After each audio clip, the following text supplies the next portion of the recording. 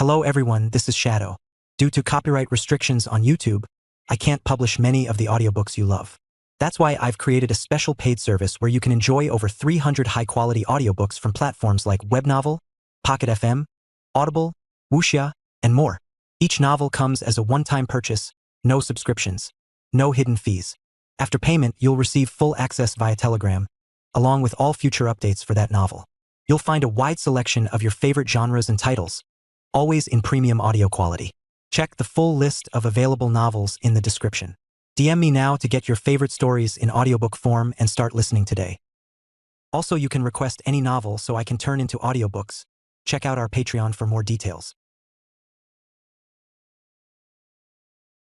71. Dementor Farming. Is this little wizard too crazy? 2-in-1. At this moment, Charles was still in his room worrying about where to find so many dark creatures when there was a knock on the door. The person knocking was the new Minister for Magic, Fudge. Seeing Fudge, Charles was quite surprised. Hogwarts was about to start, and logically, this was the busiest time for the Ministry of Magic. After all, during this period, there would be a large number of wizarding leaks, requiring a lot of manpower to cast the Confundus Charm and Memory Charm. The operation of Platform 9 and 3/4 also required manpower to maintain, to prevent leaks along the route of the Hogwarts Express. What was Fudge doing coming specifically to see him during this busiest time? While Charles was surprised, Fudge had already explained his purpose. We are still worried that you, Charles, might have been traumatized by the Dark Wizard incident, and we fear it might affect your upcoming Hogwarts life. So, a few days before Hogwarts starts, I plan to take you to visit the prison where bad people in the wizarding world are held.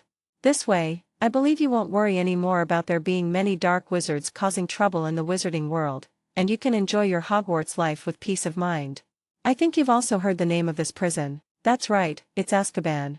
When Fudge mentioned Azkaban, it was as if a clap of thunder went off in Charles' mind, like a sudden enlightenment. His depressed mood from not being able to find suitable dark creatures for a long time instantly lifted. That's right, Azkaban, how could I have forgotten this place? There are Dementors there. Dementors, these notorious dark creatures, survive by feeding on human hope and happiness. They can even suck out human souls, turning people into walking corpses. In the hearts of almost all wizards, Dementors are considered the dirtiest, most disgusting, and terrifying dark creatures. But in Charles' view, the characteristics of Dementors were quite rare. Firstly, although there is almost no research on Dementor reproduction, it can be confirmed that they do not have a normal reproductive process. Even if there is only one Dementor, as long as it absorbs enough hope and happiness, a group of Dementors will soon appear. In the original work, the number of Dementors was not originally large. In the third year, in order to catch Sirius Black, a large number of Dementors were transferred from Azkaban to Hogwarts, but the number was at most a few dozen. But when Voldemort rose to power, Dementors could move freely and absorb hope and happiness everywhere, and their numbers immediately increased exponentially. Each appearance involved dozens or even hundreds, and the despair and icy aura they brought would even condense into grey mist. This rapid reproductive ability was exactly what Charles needed. With just one Dementor, Charles could cultivate hundreds or thousands of Dementors to serve as nourishment for the Only I Am the Honored God spell and the Holy Kingdom spell. Furthermore, compared to vampires and werewolves, Dementors were undoubtedly much more evil. Although vampires and werewolves are discriminated against and are considered dark creatures, not all of them are malicious. Vampires can become rock singers, and werewolves can also become Hogwarts professors, and they can even use the Patronus charm out of kindness. But Dementors are pure evil, purely opposed to human happiness and hope, craving to extract human souls. They are inherently evil creatures, and even Hagrid, who likes dangerous animals, detests them immensely. If such evil dark creatures could be eliminated by the Holy Kingdom spell and the Only I Am the Honored God spell, it would greatly benefit the holy magic within them. Fudge's mention of Azkaban made Charles' heart stir even more. As the prison of the wizarding world, it is an isolated island, and people from the Ministry of Magic rarely enter it. Everything is managed by Dementors. It cannot even be marked on a map, and only a few high-ranking Ministry of Magic officials can enter to visit. Isn't this an excellent Dementor breeding ground? If he could breed Dementors here, Charles would have a continuous supply of nourishment, and his holy magic would rise to an unimaginably terrifying level. Moreover, if Dementors could produce any magical materials, Charles could also obtain a large number of deduction points here. Thinking of this, Charles could no longer suppress the excitement in his heart. He looked at Fudge and said impatiently, "Azkaban? Minister, then take me there quickly." I can't wait to see what it's like. Seeing Charles' reaction, Fudge was first stunned, then a smile appeared at the corner of his mouth. This is a muggle-born little wizard, inexperienced, completely unaware of what fear is. Azkaban, a place that makes everyone in the wizarding world turn pale at the mention of it. Charles actually seems to be looking forward to it. Heh. When he sees the Dementors later, he believes Charles will know how wrong he was. That's good too. This way, Azkaban will leave an indelible impression on Charles' mind. When he needs Charles to backstab Dumbledore, as long as he threatens him with Azkaban, he believes this little wizard will be obedient. Immediately, the smile on Fudge's face grew wider, and he pulled Charles along, saying, "All right, then I'll take you there."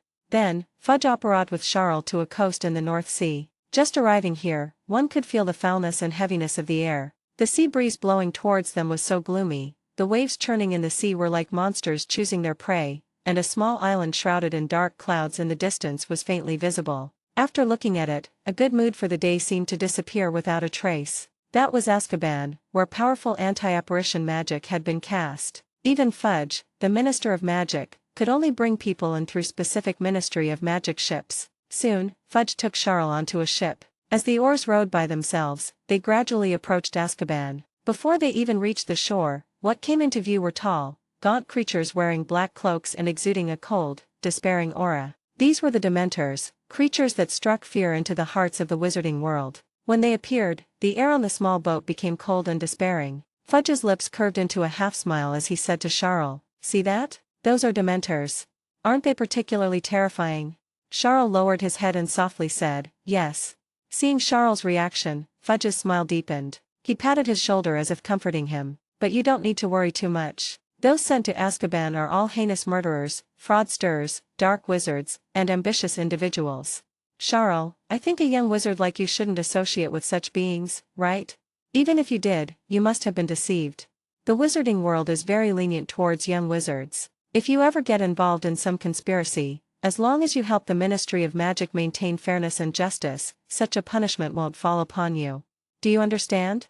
As Fudge spoke, the small boat drew closer to Azkaban, and they got closer and closer to the Dementors. Charles lowered his head, his body trembling more and more violently, and continued to nod in agreement. Fudge was very satisfied with Charles' performance. Isn't that how young wizards are when they first see Dementors? Shaking all over with fear, unable to say a word? He believed that this time, Azkaban would definitely leave a deep impression on Charles, making him fear this place even in his dreams. Fudge's face showed a look of complacency. He controlled the small boat to leave the coast of Azkaban and brought Charles back to the leaky cauldron. After giving Charles a few pieces of chocolate, Fudge returned to the Ministry of Magic office. Under the concerned gazes of his advisors, Fudge announced the good news. "I have successfully broken this child Charles' psychological defense.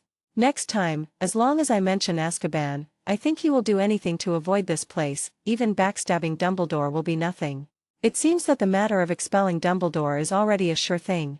At the same time, as soon as Fudge left Charles' sight, Charles swallowed the chocolate Fudge had given him, wrapper and all. Then, the burning look in his eyes could no longer be contained. Just a little bit more and I wouldn't have been able to hold back. Dementors, they are excellent nourishment for my 2 holy spells. If Fudge had brought me a little closer, I really wouldn't have been able to resist making a move. But now, the time-space marker has been placed in Azkaban. Charles licked his lips. The time for harvest has arrived. The anti-apparition magic set up in Azkaban could prevent wizards from operating, but it couldn't prevent goblins. Not to mention that Charles could use both wizard and goblin apparition channels simultaneously. Following the time-space marker, with a loud bang, Charles operated directly to the Azkaban coast he had seen earlier. The Dementors on the coast had not yet dispersed at this time. Their previous order was to cooperate with the Minister of Magic. When the Minister of Magic's small boat appeared, they were to appear on the coast. At this moment, a loud bang sounded on the coast, making the few Dementors freeze for a moment. Seeing Charles, they were even more stunned. Wasn't that the young wizard who had just approached with the Minister of Magic? How could he appear here alone? After a moment of hesitation, the few Dementors all floated towards Charles in unison. Cackle, cackle, a chilling sound was emitted. The air around them became cold, as if even a person's body would freeze. Along with that, various happy and hopeful memories faded from Charles' mind. The Dementors were about to feast on this happiness. They greedily sniffed Charles' rich and vibrant happiness. The joy of receiving prize money after winning a competition, the joy of improving skills and knowledge, so good, so vibrant. Compared to the many dark wizards in Azkaban who were already becoming walking corpses, this was infinitely better. Just then, another large wave of happiness overflowed. The Dementors greedily absorbed it. Then they froze. What is this? A green sun, a black sea, a place filled with strangeness and madness. Charles was there, gnawing on rocks and drinking seawater, yet exuding such intense happiness. Also, Charles was biting into formless tentacles. The ominousness and madness emanating from the tentacles made the Dementor shudder just by seeing them through the memories. But when Charles was eating the tentacles, he was incredibly happy. This left the Dementors bewildered. They looked at Charles in horror. What in the world is wrong with this little wizard? Is he crazy? He can be happy about this? How could this little wizard even put that in his mouth? This is too insane. Until the next moment, the Dementor closest to Charles sniffed the strong happiness that Charles had just emitted. So many Dementors, they look so delicious, I'm hungry, I want to eat. The moment it sensed this emotion, the Dementor's cloak fluttered. Gurgle gurgle gurgle, the sound of the Dementor's terror came from under the cloak. It felt something terrifying descending, and it turned its head, wanting to fly away. But just then, white gold tentacles formed above Charles. The formless figure summoned by the Only I Am the Honored God spell wrapped up the Dementor in front of Charles that was trying to escape. Tentacles tore, ancient dragons bit, and Charles' face on the formless figure was also chewing with a wide mouth. In the blink of an eye, the Dementor vanished into thin air. The other few Dementors, at this moment, seemed to wake up from a dream. Gurgle gurgle gurgle sounds rang out in unison. They frantically tried to flee into the distance, wanting to get away from this thing in front of them, whatever monster it was. But white gold tentacles precisely wrapped around their cloaks, sending them towards the mouth of that formless existence. Crunch, crunch. As these few Dementors were completely devoured, the sacred magic of both the Only I Am the Honored God spell and the Holy Kingdom spell seemed to strengthen by another degree. The white gold sacred magic became even more brilliant and dazzling, making it impossible to look at directly. And what made Charles most ecstatic was the prompt from Deep Blue in his mind. Host devoured a Dementor, gain 10,000 deduction points. Host devoured a Dementor, gain 10,000 deduction points. Only then did Charles remember that when he deduced the Only I Am the Honored God spell, Deep Blue had mentioned that the core concept of the Only I Am the Honored God spell was to worship oneself as a god. The image summoned by this spell could be said to be another Charles. If that was the case, anything devoured by the Only I Am the Honored God spell was naturally equivalent to being devoured by Charles, and would also provide deduction points. Just like how Charles could gain deduction points by devouring things in his animagus form, this made Charles look at Azkaban as if he had found a place full of delicacies. They could enhance sacred magic and provide deduction points. In Charles' eyes, the Dementors were all delicate and lovely. Then, Charles waved his wand, dispelling the Holy Kingdom and the Only I Am the Honored God spell, and eagerly stepped towards the depths of Azkaban Island. Is anyone there? Are there any lovely Dementor uncles? I'm so happy, I'm so joyful. Are there any Dementor uncles? There's a very happy, helpless, and weak little wizard here. I promised to add an extra chapter at midnight yesterday, but I wasn't feeling well and didn't write it. This chapter is a 2-in-1, making up for yesterday's extra chapter. I still have 8,000 words left for today. Join me on Patreon if you want to request a novel, link in the description. 72 Dementors request reinforcements, we're protected animals. 2-in-1. On the gloomy island of Azkaban, strange rocks jutted out, and dark clouds pressed down. A chilling wind blew here all year round, and not a ray of sun could be seen. Apart from some withered, blackened branches reaching towards the sky like dead men's hands, there was no trace of green on the island. Life seemed to have vanished from this island, leaving only dead silence. But on such an island, a young wizard with a delicate face walked enthusiastically among the jagged rocks. As he walked, he let out cheerful laughter and calls. Uncle Dementors, I'm so happy and excited to see you, come over quickly. This young wizard was, of course, Charles. This was his second hour since arriving at Azkaban. In the past hour, the happy aura emanating from him had attracted over a dozen Dementors. After all, in a place like Azkaban, not only were the prisoners miserable, but the Dementors were also incredibly wretched. They could only survive by sucking the happiness from these prisoners all day long. But the prisoners were on the verge of mental breakdown in Azkaban. What happiness could there be to speak of? What the Dementors could eat were naturally just leftovers. If the Ministry of Magic hadn't tacitly allowed Dementors to kiss some prisoners without identity or background, directly devouring their souls to fill their stomachs, the Dementors would probably have rioted long ago due to starvation. In this situation, a young, vibrant, energetic, and very happy young wizard like Charles was simply an irresistible delicacy for the Dementors. Those dozen or so Dementors were hooked by Charles without the slightest hesitation. As for their fate, there was naturally no need to say more. They all contributed to the increasingly golden and brilliant holy magic of the Only I Am the Honored God spell and the Holy Kingdom spell, and also increased Charles' deduction points by over 100,000. However, a considerable amount of time had passed since the last successful fishing trip, and Charles hadn't encountered any wandering Dementors since, as if they were all avoiding the direction Charles was in. This made Charles frown. Could it be that my fishing method has been discovered? Oh right, that's quite normal. After all, Dementors are also intelligent creatures, they can understand wizard commands, and they can do the job of a prison guard. They even served as an interrogation panel in court in the 7th year of the original story. The dozen or so Dementors I've caught are not a small number in Azkaban. It's not strange for them to react. Meanwhile, in the fortress in the center of Azkaban Island, Dementors gathered from all directions of the island, numbering as many as 50 or 60. But at this moment, the Dementors, who had always instilled fear in wizards, were surprisingly emitting an aura of fear for the first time. Several Dementors made rattling sounds under their cloaks, seemingly describing the scene they had witnessed. They had seen with their own eyes a young wizard walking through Azkaban Island, calling out to the Dementors. But when the Dementors approached, they would be swept up by a terrifying existence and then devoured completely. If they hadn't been slow and hadn't gone over so quickly, they would probably be one of the devoured Dementors by now. As they described, an atmosphere of panic spread among the Dementors. It wasn't until an exceptionally tall Dementor, nearly 5 meters high, appeared that the other Dementors calmed down. This Dementor, nearly twice the height of a regular Dementor, was the leader of the Azkaban Dementors. Negotiations with the Ministry of Magic and assigning tasks were always done by this leader. After hearing the descriptions of the few Dementors, a rattling sound came from under the Dementor leader's cloak. It seemed to remain calm and composed. Its long experience dealing with wizards told it that wizards had no effective means to kill Dementors. Even the patroness charm was merely for driving Dementors away. The thing that the few Dementors described as being able to devour them, in the Dementor leader's opinion, might be some kind of special magic. The devoured Dementors were not actually annihilated, but were transferred elsewhere. After all, even the Ministry of Magic's Aurors had no means to eliminate them, only to cooperate with them. What could a young wizard do to them? Don't panic, I will take action.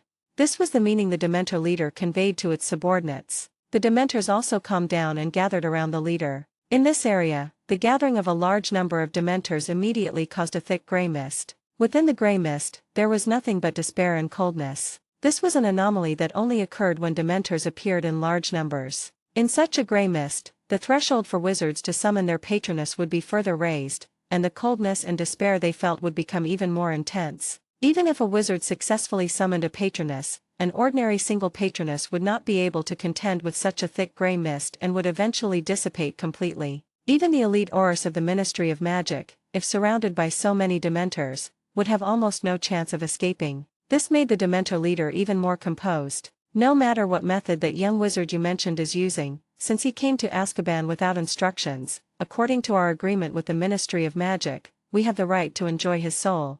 A fresh soul, and a young wizard's at that. How long has it been since we've tasted one?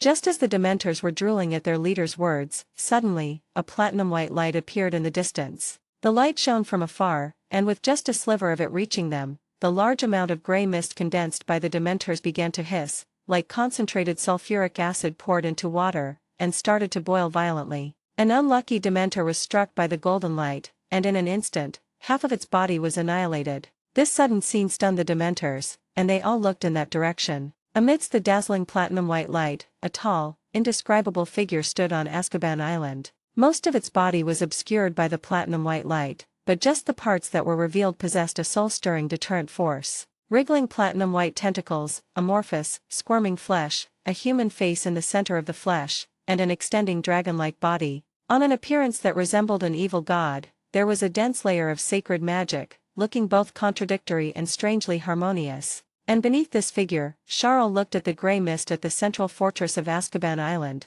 and the large number of Dementors faintly visible within the grey mist, feeling his saliva constantly secreting. No wonder no fish have taken the bait for so long. Turns out I was chumming in the wrong place. This is great, truly great. You are all so considerate, gathering together like this. It saves me the trouble of even fishing. The next moment, the Holy Kingdom spell unfolded, transforming into transparent flames wrapped around the indescribable figure. That indescribable figure, its ancient dragon body extending platinum-white wings from within the flesh, roared and flew, approaching the central fortress. Before it even got close, the magic on the periphery of the Holy Kingdom spell was already scorching the Dementors, causing black smoke to billow. Fear, the fear of encountering a natural predator, caused a chorus of cackling sounds. One by one, the Dementors uneasily gathered around the Dementor leader. "Leader, didn't you say you would act? Hurry and act. Repel this enemy." The Dementor leader looked at the nearly 20-meter-tall platinum-white indescribable existence and also let out a rapid cackling sound. "Me act? Against this thing? If you have an opinion of me and want to change leaders, you can just say so. There's no need to be so ruthless." The other Dementors let out another round of cackling. "Leader, you can't deal with this thing either. Then what do we do?" After a moment of contemplation, the Dementor leader decisively said, "Call for help, call the Ministry of Magic for help. Didn't they leave us a magic spell for calling for help? Quickly tell them to come and save the Dementors." The next moment, the Dementors seemed to awaken from a dream and quickly retreated into the fortress where the prisoners were held, activating the signal magic left by the Ministry of Magic for Azkaban. The Dementor leader, who was also the only high-level talent among them who could speak English, stammered in English towards the signal magic. "Azkaban under attack. Prison guards suffered heavy casualties, requesting reinforcement.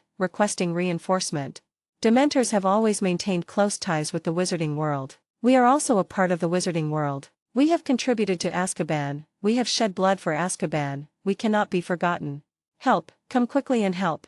Along with these shouts, a magic mark immediately whistled out from the central fortress, carrying this information and flying towards the Ministry of Magic. However, just as the Dementors placed all their hope on this magic mark, expecting the Ministry of Magic to receive the mark and come to their aid as soon as possible, a sneer appeared at the corner of Charles' mouth. "A magic mark used to transmit messages? Sorry, in this wizarding world, no one understands marking magic better than me." The next moment, with a wave of Charles' mithril wand, that magic mark, known for its speed and stability, scattered into a shower of fireworks before it even flew out of the sky above Azkaban. Seeing this scene, the Dementors were on the verge of despair. Charles, on the other hand, was lifted onto the body of the platinum-white indescribable figure, arriving in front of the central fortress and looking down at the trembling Dementors. "Scream, keep screaming, see if anyone else will come to save you. This little game of make-believe, shouldn't it be over now?" Charles licked his lips. "Be good. You should feel fortunate to have the opportunity to become a part of my spell." At this moment, the Dementor leader looked at the almost unwatchable platinum-white existence and took out a piece of parchment from its embrace. "I never thought I would have to use this one day." Charles raised an eyebrow, secretly raising his guard. "Even like this, does it mean the Dementors still have a trump card? What is that parchment? Some kind of magic left by the Dementor race? Considering how deep the waters run in the wizarding world, it doesn't seem impossible that Dementors, these peculiar dark creatures, possess some ancient, inherited magic." Charles became even more vigilant. He didn't want to be inexplicably turned around from a position of absolute advantage, like Voldemort in the original story. And in the next moment, the Dementor leader loudly read out the contents of the parchment. According to the act promulgated by the Wizarding Worlds Association for the Protection of Humanoid Magical Creatures, the Dementor species is a rare magical creature and should be protected. However, considering the simple sentiments of the vast number of wizards in the wizarding world, this act will not be made public, but the Dementor species may display and declare their status as protected animals when under fatal threat. Then, the Dementor leader spoke righteously to Charles. "You heard that, right? We Dementors are protected animals. If you kill all of us today, you will be breaking the law. Azkaban is not above the law. Furthermore, we Dementors have always been a peace-loving race, never killing anyone, silently guarding Azkaban and imprisoning evil here, so that so many wizards don't have to worry about the threat of dark wizards. We have made great contributions to peace, we have silently dedicated ourselves to the wizarding world, you cannot kill us."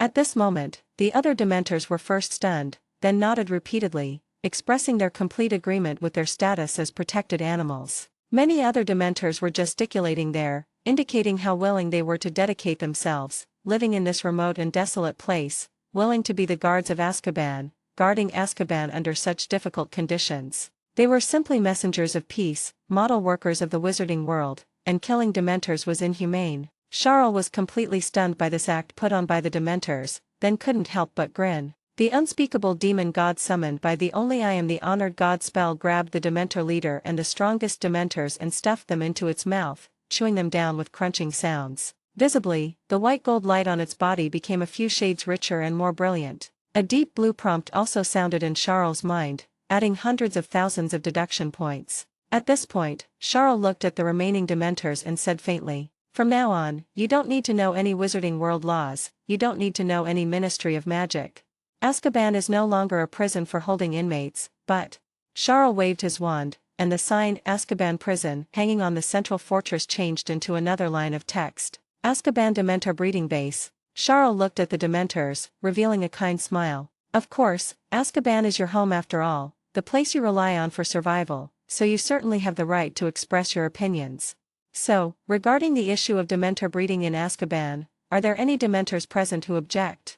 After a moment, the Dementors exchanged glances. A Dementor's cloak moved, and immediately, it was pressed down by the Dementor next to it and beaten soundly. Then, everything was silent. Charles nodded in satisfaction. No Dementors object, so it's a unanimous vote. The matter of you becoming breeding subjects is settled. Join me on Patreon if you want to request a novel, link in the description. 73, Chapter 73, What If I Kill You? The strongest Dark Lord in history. 2-in-1. The Dementors shivered as they watched Charles, who had just declared them livestock, their eyes filled with fear and despair. In the wizarding world, it had always been the wizards who feared them. Even the most heinous Death Eaters would tremble at the thought of facing Dementors in Azkaban. But Charles, who appeared today, looked at the Dementors as if they were food. That indescribable platinum white figure ate Dementors as if they were small bread rolls. This fear, more than the orders of the Ministry of Magic or Voldemort, made the Dementors, who had no loyalty, submit. Feeling the Dementors' gaze upon him, Charles' expression remained completely calm. He looked at the fortress named Azkaban and stepped inside. "Come on, let's see what good stuff is in here." The Dementors clustered around Charles as if he were their king, escorting him inside. As Charles' footsteps echoed within Azkaban, the numb and despairing prisoners in their cells turned their heads, a glimmer of light appearing in their cloudy eyes. Human footsteps were not common in Azkaban. Generally, the Dementors handled the task of delivering food, and Ministry of Magic employees rarely entered Azkaban. It was quite normal for no one to enter for several months or even a whole year. But when someone did enter, it was usually under special circumstances. For example, some high-ranking Ministry of Magic officials coming to visit family or relatives, or a very small number of prisoners being granted a pardon. Whether it was the former or the latter, for the prisoners who were already numb and despairing, it was a ray of hope. Therefore, as Charles walked past the cells, the prisoners clung to the bars, pleading with him. "Are you here to release me? I have money, I know where a treasure is buried, I'm willing to give it all up. I have a distant relative who is a Ministry of Magic official, sir, perhaps you are even colleagues. For that sake, say a few words for me and pardon me." Charles watched the prisoners' reactions calmly, frowning slightly. Of course, it wasn't out of sympathy or pity. After all, 99% of those brought to Azkaban had committed serious crimes, and more than half were dark wizards. Being imprisoned here was well-deserved. Even if there were innocent people, like Sirius Black. What did that have to do with Charles? What made Charles frown was the state of these prisoners. How much happy emotion can this state of numbness and despair produce? The Dementors of Azkaban truly don't understand the principle of sustainable development, they're just draining the pond to catch the fish. He turned to the Dementor leader he had temporarily appointed. "Your attitude and methods towards the prisoners will have to change from now on. If you keep them so despairing, how will you ever be full? If you're not full, won't the output of our Dementor breeding base be greatly affected?" The Dementor leader looked thoughtful upon hearing Charles' words. "It seems that's right. If the prisoners are always so despairing, they really can't produce much happy emotion. But how should we change?" As if seeing its confusion, Charles said faintly. "Just like human farms raise dairy cows, you have to feed them well, give them good water, let them sleep well, and keep them in a good mood. That way, you can milk enough milk every so often. You can also try not to squeeze them dry every day. You can stay a bit further away from this fortress to let their tense nerves rest. Or ask them if there's anything they can't let go of, inquire about these things. This way, their desire to live will be stimulated, they won't be numb and despairing anymore, and the happiness and hope they can produce will naturally increase. Also, to maintain their mental strength, competition is necessary. You can introduce competition and a last-place elimination mechanism among them. Just find some activities for them. The prisoners who rank higher can get good food and drink, can get news from the outside world, and can even have their wishes fulfilled to a certain extent. Those prisoners who rank last several times in a row will receive a Dementor's kiss. This way, scheming and competition will be born in Azkaban. There is motivation only with competition. The ecstasy of the prisoners escaping death each time, the satisfaction of receiving rewards, will all become your food. Using this method, won't you get much more nourishment than simply keeping them locked up like this? Instantly, a series of cackling sounds came from under the Dementors' cloaks, and they looked at Charles with a feeling of immense worship and admiration. Indeed, if they did as Charles said, the happiness and hope these prisoners in Azkaban could provide would be immeasurably more than before. However, the prisoners who heard this were chilled to the bone, looking at Charles with hateful eyes. "Demon! Are you going to use us as playthings for the Dementors? Feeding us to the Dementors? What is your purpose?"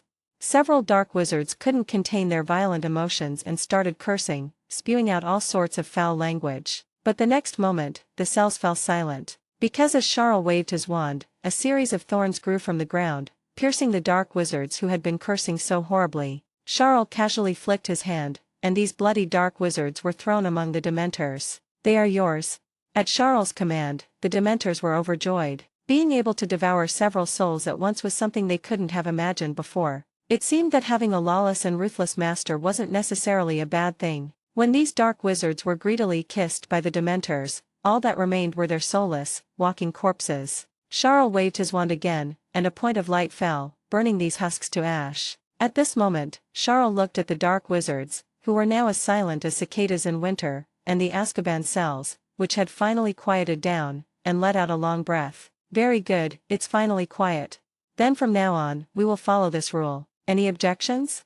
The ordinary dark wizards trembled. Like the group of dark wizards in Nocturne Alley, they were always very pragmatic. Seeing that Charles was not to be trifled with, no one dared to speak out against him. Moreover, they thought about it for a moment. According to Charles' method, although those who were eliminated at the bottom would be miserable, the remaining people would have a much better life than before. If they could even rank high in the competition, their lives could even be said to be quite comfortable. Anyway, they probably wouldn't live for many years in Azkaban, so it was better this way. However, while the ordinary dark wizards were silent, there were still a few troublemakers deep within the cells who didn't seem to approve of Charles. A tall, thin, handsome man with black hair and gray eyes, carrying an air of unshakable arrogance, let out a sneer. "What is this? Threats, intimidation? Little demon, the slaughter and death I've seen are beyond your imagination. Voldemort couldn't scare me, and you certainly won't." The Dementors stirred, as if they wanted to give this man a deep kiss to make him shut up forever. But Charles waved his hand, stopping the Dementors' actions. He looked at the man with interest for a few moments. With such an appearance, and being held deep within the cells, this was where the veteran Death Eaters were imprisoned. "Sirius Black?" Charles asked curiously. The man showed a hint of surprise, as if he hadn't expected Charles to know his name. "Who are you? You know me?"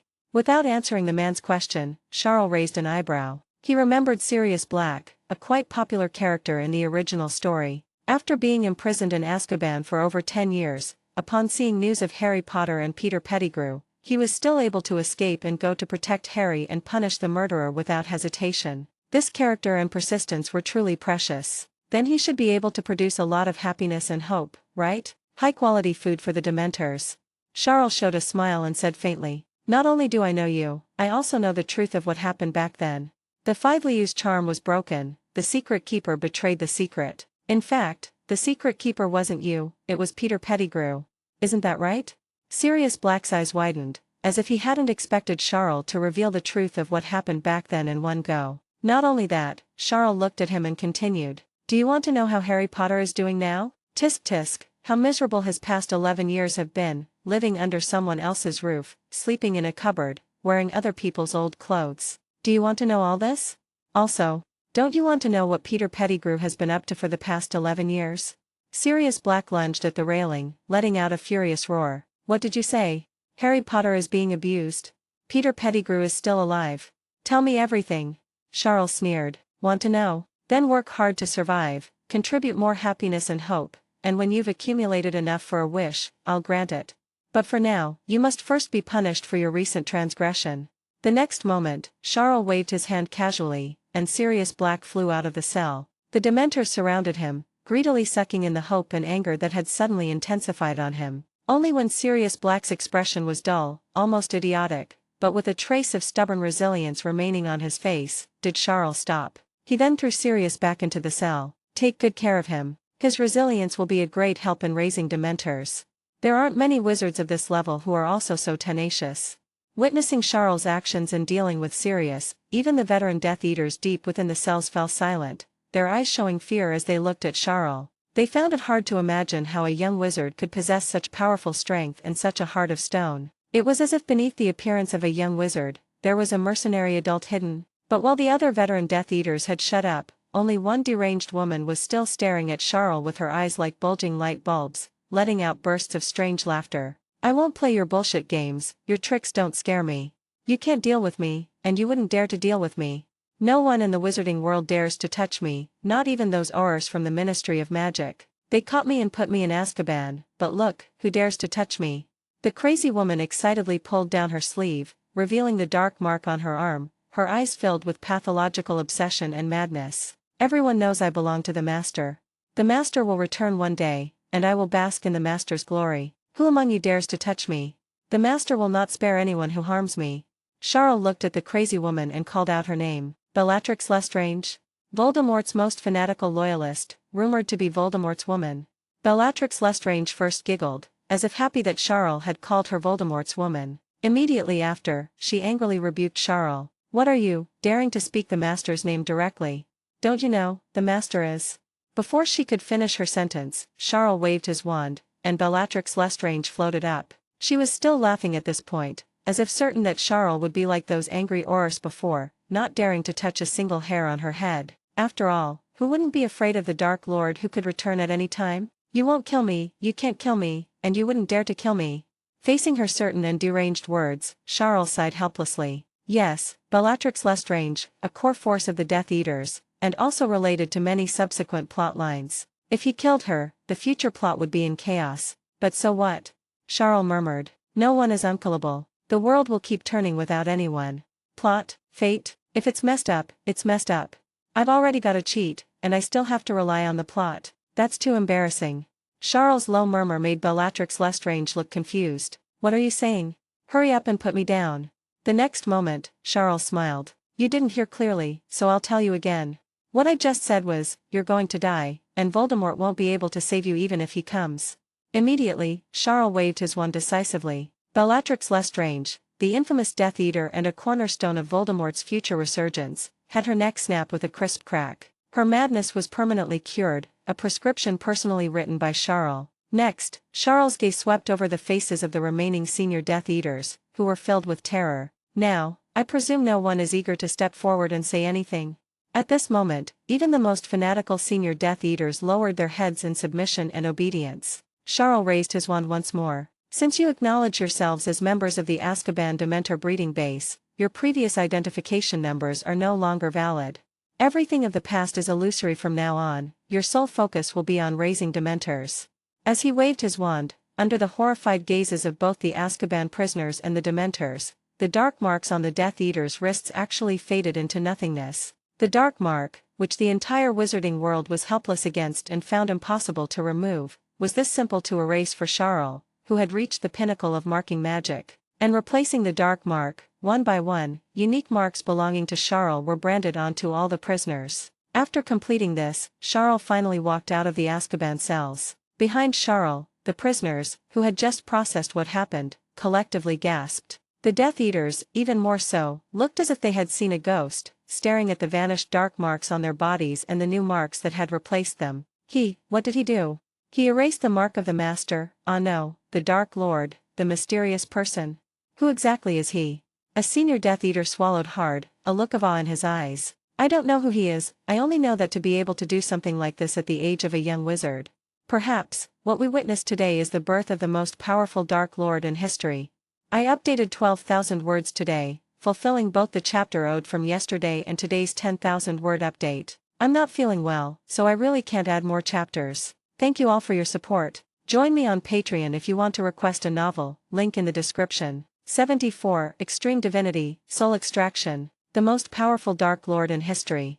Upon hearing this, some of the prisoners in the cells showed horror, while others' eyes lit up. If someone else had given this evaluation of the so-called most powerful Dark Lord in history, they might have scoffed. But when the person saying this was a senior Death Eater who knew Voldemort best, the meaning was clearly extraordinary. Even the most senior Death Eaters, after witnessing Charles' performance just now, had to admit that Charles at this age already possessed strength far beyond the imagination of ordinary wizards. And that ruthless, unscrupulous heart. Voldemort at the same age probably wasn't even fit to carry Charles' shoes. If Charles were to mature for a few more years, perhaps he would set the record for being crowned Dark Lord at the youngest age. By then, would this group of them also be considered Charles' first core group? Could it be that Charles arranged the competition for them through the Dementors with the intention of gathering a core group? As they thought of this, a hint of fervor couldn't help but appear in everyone's eyes. Even if these people were released from Azkaban, they had no other path to take, they could only go down a dark road.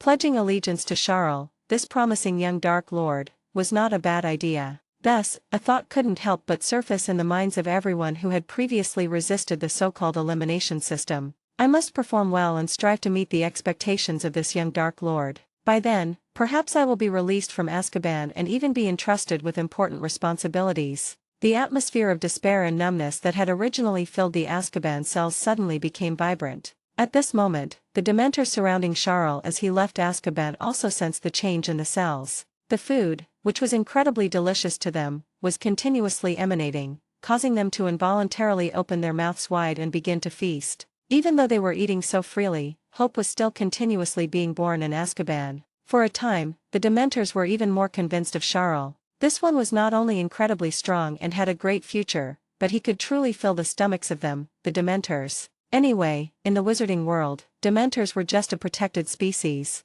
What was wrong with being raised by Charles? At least they could eat their fill. And under the irrigation of this large amount of hopeful emotion, the number of Dementors, which had significantly decreased due to Charles' previous feeding, actually began to slowly increase again. Charles watched the Dementors and found that some of them were producing new individuals as if splitting. A strange look appeared in his eyes. So Dementors increased their numbers through this method of splitting? Skipping the months of pregnancy and the process of childbirth, this method of reproduction is indeed very efficient for breeding. As long as there are enough positive emotions for them to feed on, the number of Dementors will quickly multiply. However, the number of prisoners who can provide positive emotions in this breeding base is still not enough. At this rate, when will I be able to eat Dementors to my heart's content? Charles narrowed his eyes. Before I go to Hogwarts, I need to sort out the Azkaban breeding base. I need to get more prisoners here. However, catching people in the wizarding world is too easy to expose. After all, there aren't many people in the wizarding world.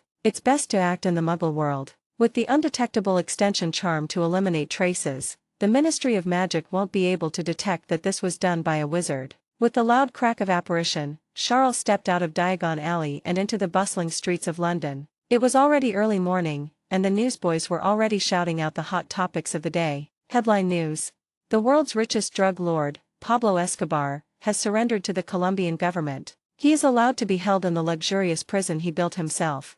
Want to know what's in the prison? Want to see the beautiful girls who were sent to prison? Sir, a newspaper please.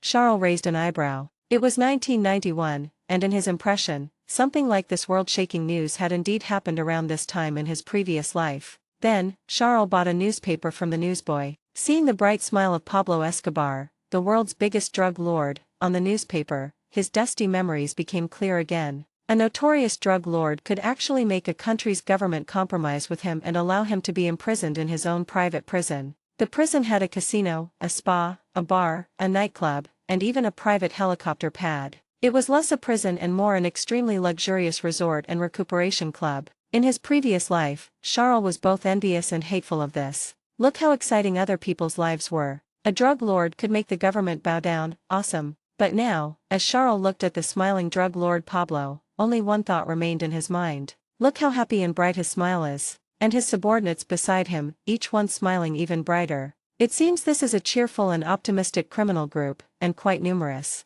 Excellent, I like this kind of smiling drug lord. This should contribute significantly to my Dementor breeding business in Azkaban. Then, Charles lightly waved his wand in a secluded spot. A time-space marker surged from the tip of the wand, and in a mysterious way, it merged into the newspaper, traveling millions of miles to land on Pablo Escobar. Meanwhile, in the luxurious prison in Colombia, Pablo Escobar and his subordinates were laughing heartily, celebrating the Colombian government's compromise with them. But at this moment, a ray of light appeared from the void, landing on Pablo and leaving a mysterious mark. Pablo and his subordinates were startled by this scene, momentarily wondering if the wine they had just drunk was spiked, causing them to hallucinate. The next moment, there was a deafening explosion. Following it, an 11-year-old boy appeared before them. The drug lords' mouths dropped open at this magical sight. Before they could react, everything around them, with a wave of Charles' wand, seemed to come alive, wrapping around the group of drug lords and tying them up like a string of crickets. Charles held the rope in one hand, lifting the heads of Pablo's drug cartel, and then Operat again, throwing these people into Azkaban. One second they were reveling in a luxurious private prison, the next they were thrown onto a secluded island by a boy in an unbelievable manner. Drug lord Pablo and his subordinates were dumbfounded. Looking at Charles before them, shouts and curses filled the air. Some even pulled out handguns from their waists or chests, attempting to shoot at Charles. However, the scene quickly quieted down. A handgun bullet was blocked by the dragonhide spell on Charles' body. As a reward for the brave act of shooting at him, Charles hung the shooter up, letting him float in the air, his soul slowly being devoured by the Dementors. Although Muggles couldn't see Dementors, they could see the chilling mist that appeared when Dementors were present and feel the terrifying despair. Pablo and the others watched the spreading mist around them in fear. Their instincts screamed at them that there was something in the mist that they instinctively feared. The drug lord suspended in the mist, his expression gradually changed from ferocious terror to peaceful and numb, like a walking corpse falling to the ground. This sight made the vicious drug lords huddle together. Finally, Pablo gritted his teeth and spoke. "Sir, who exactly are you? Are you an envoy of God or the devil? Are you here to judge us? I know I may have committed many sins, but I have also done many good deeds. I built churches, I provided many jobs for the people, Charles raised an eyebrow and said calmly, "I'm not that bored. I don't do judgment, and I'm not interested in hearing what you've done. I'm not a judge, I don't care about that. The reason I brought you here is simply because I saw you smiling very happily. You seem to love to smile. Since you love to smile, you should smile more. The Dementors here feed on smiles. You'll have to help me raise them well." As Charles spoke, drug lord Pablo and the others finally managed to understand their current situation. The eyes of these drug lords, who wouldn't bat an eyelid at killing, showed expressions of shattered worldview. Just because they were smiling happily in the newspaper, this little wizard captured them to feed monsters called Dementors? What the hell, is there no law in this place called the Wizarding World? Can't someone control this little wizard? He's absolutely vicious. Their remaining lives would be spent on such a desolate island? For a moment, everyone showed expressions of despair. However, at this point, Charles knew he still had to give the prisoners a little hope, not let them have absolutely no goal. So after a moment of thought, Charles said, "If you contribute enough, not only will you have a chance to leave here, but you might also receive magical items as a reward. Magic, understand?" As soon as these words were spoken, Pablo and his subordinates were first stunned, then their eyes showed a fervent look. Magic? The means by which Charles subdued them? This was much more useful than guns, it was simply unpredictable. If they had magic, wouldn't transporting goods be much more convenient? Bah, if they had magic, what goods would they still transport? Playing around as president isn't out of the question. Even the legendary immortality might be achievable through magic. Pablo swallowed hard. Then, a look of determination appeared in his eyes. He took out a personal photo album and respectfully handed it to Charles. "Master Wizard, I have many photos here with other drug lords. We are all a group of people who love to smile. Perhaps it can be of some help to you, Master Wizard." When Charles saw the photo album, a smile also appeared at the corner of his mouth. Immediately after, a series of loud pops from apparition sounded. String after string of drug lords, tightly bound with ropes, were brought by Charles to Azkaban and handed over to the Dementors to be processed. And upon hearing that there was hope of obtaining magic here, the eyes of most of the drug lords lit up. For a time, an unprecedentedly strong sense of hope and happiness filled Azkaban. The Dementors devoured the happiness and hope in large gulps, with only one thought left in their minds. Can't finish eating, absolutely can't finish eating. Where have we Dementors ever eaten such a rich meal? There is no second sun in the sky, Master Charles is the only sun in our hearts. At the same time, the Dementors also began to constantly split under the ample nutritional supply, their population continuously climbing, quickly exceeding the number before Charles' feeding, and even starting to multiply. Seeing this scene, Charles' eyes also showed the ecstatic joy of a farmer at harvest time. After working so hard for so long, the harvest time was finally here. As the wand waved, the Ego Supremacy charm and the Holy Kingdom charm burst forth one after another. The Platinum Gold Holy Light annihilated one Dementor after another, and tentacles also wrapped around Dementor after Dementor. devouring them completely with crunching sounds. As more and more Dementors were eliminated, the range of the Holy Kingdom charm also visibly grew larger at a speed visible to the naked eye. The Holy Kingdom charm at the very beginning only covered a radius of 20 meters centered on Charles, and could not even completely envelop the image summoned by the Ego Supremacy charm. But now, its range increased from 20 meters to 30 meters, 40 meters, and finally settled at a radius of 50 meters. Within a radius of 50 meters centered on Charles, above and below, everything belonged to the scope of the Holy Kingdom. And not only did the range expand, but the holy magic within it also became more and more dazzling, and its killing effect on dark magic was at least doubled compared to before. The changes in the Ego Supremacy charm were also significant. The height of the summoned platinum gold indescribable image soared all the way to nearly 30 meters high, truly like a god. The platinum gold holy magic on its body was also so dense that it was almost tangible, as if it were wearing a layer of platinum gold armor. When the Holy Kingdom charm wrapped around the Ego Supremacy charm, with every movement, the holy flame surged like a tide. Accompanied by an excited holy roar, a straight shockwave swept through the perpetually dark and negative emotion-soaked clouds above Azkaban, actually plowing 100-meter blank space directly in the clouds above. Azkaban, which had not seen sunlight for years, unexpectedly had sunlight cast down. Seeing this scene, Charles' eyes also showed a look of shock.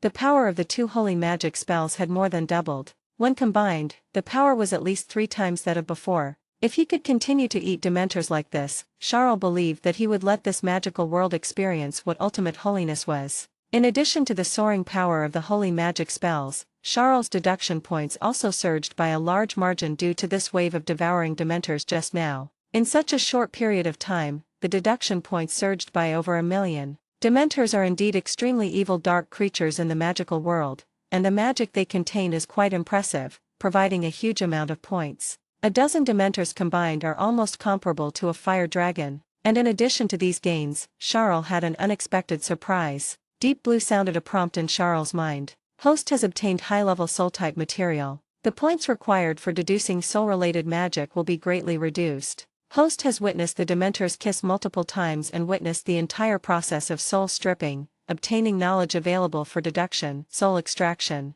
Initial deduction of this magic requires 300,000 points. Do you want to deduce? Join me on Patreon if you want to request a novel, link in the description. 75. Soul magic, don't you think you're too extreme? 2 in 1. Looking at these prompts, Charles' eyes widened. Soul magic. He came to Azkaban to find Dementors. His intention was simply to enhance the power of the holy spell and incidentally get some deduction points. He really didn't expect such a pleasant surprise. The magic in the Harry Potter world is bizarre and varied, but magic involving the soul is without exception extremely extraordinary. The most famous among these is naturally the Horcrux. Splitting one's soul into fragments and entrusting them to an object, as long as the Horcrux is not destroyed, one will live forever. Even Dumbledore, who held the Elder Wand, was helpless against Voldemort because of this. In addition, the magic on the Resurrection Stone also involves the soul domain. It can be said that no magic related to the soul is simple. Even the soul extraction that Dementors use to feed themselves makes wizards turn pale at the mention of it. Those whose souls are extracted can never be saved, and even Phoenix tears are powerless. Charles didn't expect that the process of devouring Dementors would yield soul-related materials and abilities. Looking at the soul extraction ability available for deduction, Charles was indeed a little envious.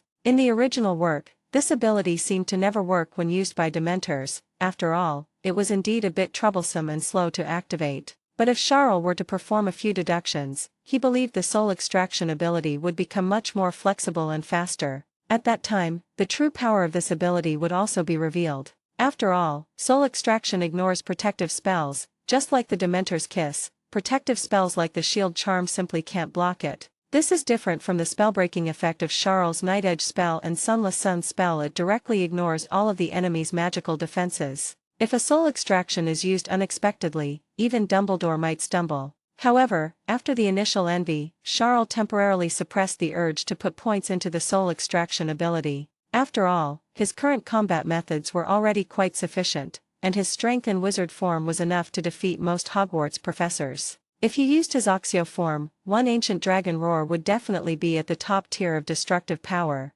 On this basis, adding a soul extraction was not enough to cause a qualitative change in Charles' strength. Moreover, even with the relevant materials, the first deduction of soul extraction would cost 300,000 points, so it is conceivable that subsequent deductions would be astonishingly expensive. Instead of spending so many points on soul extraction, which is not enough to qualitatively change Charles' strength, it would be better to further improve Oxio transformation, or deduce a few more dragon language spells, which might lead to even greater strength growth. As for soul-related magic, it would not be too late to invest in this area after collecting more materials in the field of soul magic and further reducing the consumption of deduction points. As for where to find such materials, Charles already had a clue in his mind. Horcruxes, as representatives of the soul-splitting magic domain, if I can get one, Deep Blue will naturally be able to obtain more soul magic materials from it.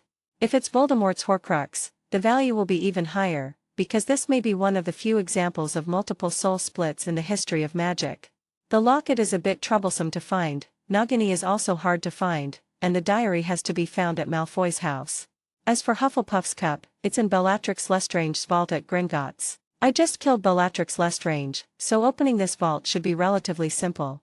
However, Gringotts has just been robbed once, so it must be the time when the defenses are most stringent. It would be very troublesome to go there now. Not to mention Harry Potter, Dumbledore is constantly watching his every move, and I don't want to cause trouble. Charles calculated that the easiest ones to get were the Resurrection Stone Ring and Ravenclaw's diadem. One of these is in the Gaunt family home, and the other is in the Room of Requirement at Hogwarts. However, the protective magic attached to the Resurrection Stone Ring is the most ferocious among the Horcruxes. Even Dumbledore was caught off guard and suffered a setback, which even determined his death. Charles was still a little wary of this and did not plan to touch it before he was sure. Therefore, his target was still locked on Ravenclaw's diadem. After going to Hogwarts, I have to find an opportunity to enter the Room of Requirement and get the diadem. I wonder if the diadem is delicious and how many points it can provide. There shouldn't be any hair oil or anything on it, right?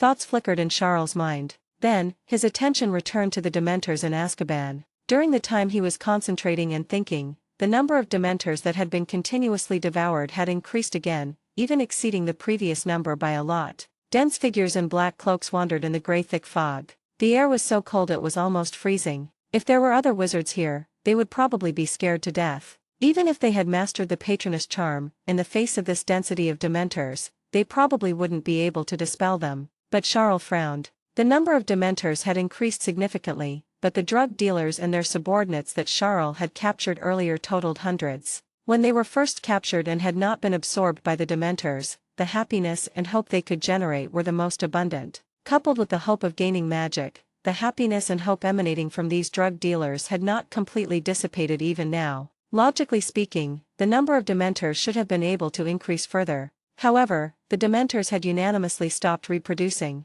During the time Charles observed them, their numbers hadn't increased by even one. At first, Charles thought the Dementors were slacking off and trying to be lazy, but soon, Charles realized things weren't as he had imagined. He asked the newly appointed Dementor leader why they weren't continuing to reproduce. The leader's answer made Charles frown, a look of confusion appearing on his face. Fear?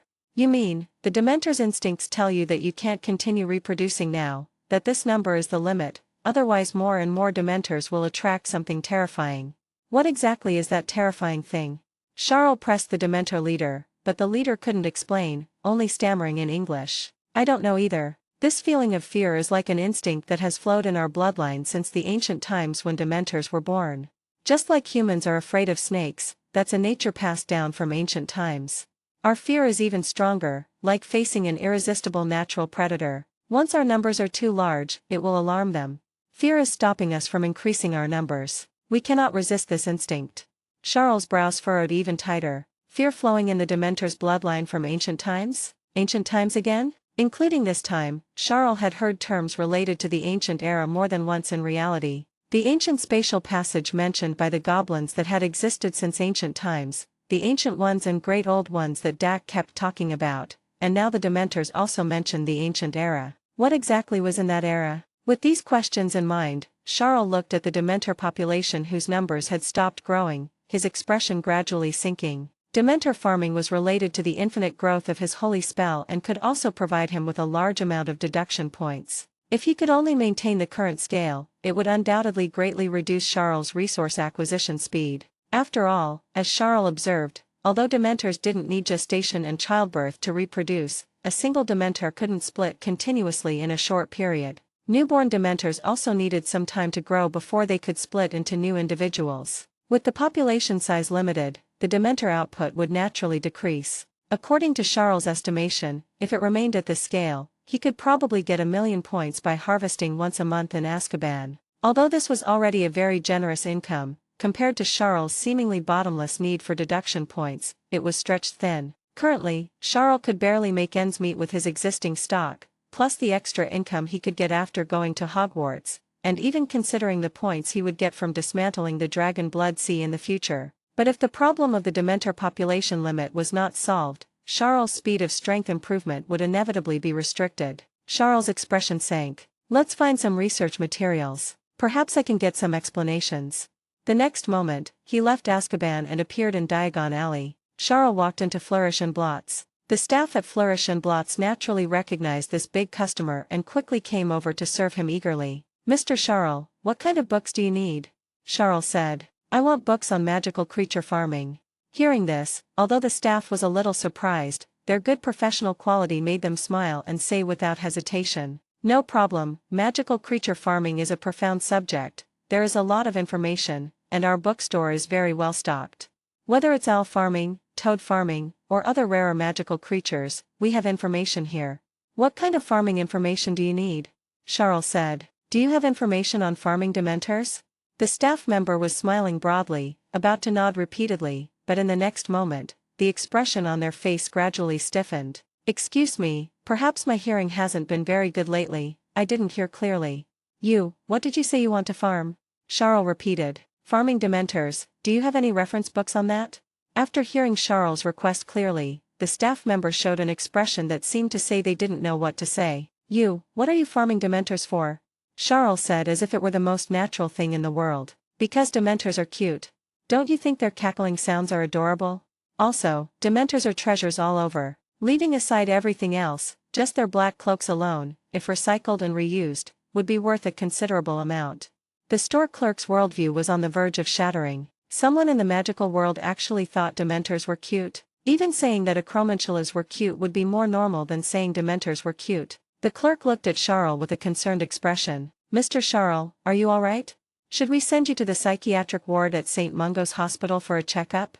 Charles sighed. It seemed that ordinary bookstores like Flourish and Blots really didn't have high-level information related to Dementor breeding. But what about more common information? Next, Charles continued to ask the clerk about books on breeding other magical creatures. "Do you have books on basilisk breeding, three-headed dog breeding, and the like?" When the clerk heard the names of these magical creatures, his expression changed again, and then a look of vigilance appeared in his eyes as he glanced around. After confirming that no one was eavesdropping nearby, he said to Charles, "Mr. Charles, the information on these magical creatures you're asking about are all prohibited items. If I didn't know you were our major customer, I'd suspect you were sent by the Ministry of Magic for a sting operation. To be honest, we really don't have these books, and neither do the nearby bookstores, but I can point you in a direction where you might find this knowledge." After leaving Flourish and Blots, Charles didn't rush back to the Leaky Cauldron but went to Nocturne Alley again. Some things couldn't be found through official channels, but that didn't necessarily mean they couldn't be obtained through unofficial channels. When the Dark Wizards in Nocturne Alley saw Charles enter again, their faces truly turned green. Coming in several times in just a few days, even Dark Wizards weren't as frequent visitors as Charles. Why was this accursed little wizard here again? It wasn't until they heard Charles say that he was just here to ask about something this time, neither robbing nor drawing blood, that they slightly relaxed. As long as they could send this jinx away early, they would reveal any information. However, after Charles repeated the questions he had asked at Flourish and Blots earlier, the Dark Wizards also fell silent, and looks of horror appeared in their eyes. Breeding Dementors? Breeding basilisks? What kind of insane operations were these? Even Dark Wizards wouldn't do such things. Compared to these two things, three-headed dogs were much more normal. After the horror, the Dark Wizards shook their heads one after another, indicating that they didn't have information in this area either. Charles sighed at this, not too disappointed. Immediately after, he asked the Dark Wizards another question. "Then do you have any information or products related to soul magic? For example, Horcruxes, and soul immortality, soul extraction, soul fusion, soul distortion? Any kind of information is fine. You're Dark Wizards, this should be right up your alley, right?" The dark wizards looked at each other, and one by one, they showed ashamed expressions. Charles shook his head in dissatisfaction. No, why don't you guys know anything? It's one thing if you don't know how to breed dangerous creatures, but as dark wizards, you don't even know your old trade of playing with souls. You guys are really incompetent dark wizards, aren't you? After a long while, an old dark wizard finally spoke with a bitter expression, trembling. Lord Charles, you think too highly of us in such a high-level field. If we understood this, would we still be making a living in Nocturne Alley, and would we still be so intimidated after being robbed by you? And there's Horcruxes, soul immortality, soul extraction, and so on. Although I don't understand it, it all feels quite evil and sounds quite scary. Don't you think you're being too extreme at your age to be involved in this? Join me on Patreon if you want to request a novel, link in the description. 76. Setting off for Hogwarts. I just licked it, it's not my fault the platform failed. Speaking of which, Charles also paused for a moment, then couldn't help but burst out laughing. You're dark wizards, and you think I'm extreme? When this topic was brought up, the group of dark wizards also beat their chests and stomped their feet, filled with regret. How many bad eggs actually like being dark wizards? We were forced into this, we couldn't survive through normal channels, so we had to become dark wizards to make a living. Alas, I regret not studying hard back then. If I had gotten one more outstanding in the assessments, perhaps I wouldn't have fallen to this state now. If I had a time turner to go back in time, I'd slap myself. Sneaking out at night, all I knew was sneaking out at night. Reading a few more books felt like it would kill me. It serves me right to be a dark wizard now and be robbed like a quail by an 11-year-old wizard. The dark wizards cried and complained for a long time, and then the old wizard provided Charles with a clue. Lord Charles, although we don't have the information you mentioned, we know where you are most likely to find this knowledge. If it's not there, there are probably very few places in the entire wizarding world where you can find this knowledge. After leaving Nocturne Alley, Charles returned to the leaky cauldron. A strange look appeared in his eyes. Whether it was the clue from the Flourish and Blot's employee about finding knowledge on dementors, basilisks, three-headed dogs, and so on, or the clue from the dark wizards in Nocturne Alley about information related to soul magic, they all pointed to one place. That was the Hogwarts restricted section. It's really strange, speaking of it. When I was a young wizard, there were plenty of opportunities to access this knowledge, but the young wizards disdained it, indulging in fun. That knowledge was kept on high shelves, but few people inquired about it. When they finally started suffering the harsh realities of wizarding society and realized the importance of knowledge and ability, it was already impossible to return to Hogwarts to study that advanced knowledge. Unless you become a Hogwarts professor.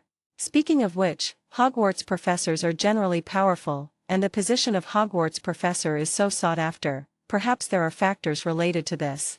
Charles' eyes gleamed. Raising dementors, raising basilisks, developing some side businesses, and also eating Horcruxes, eating Philosopher's Stones, collecting all sorts of magical materials I need.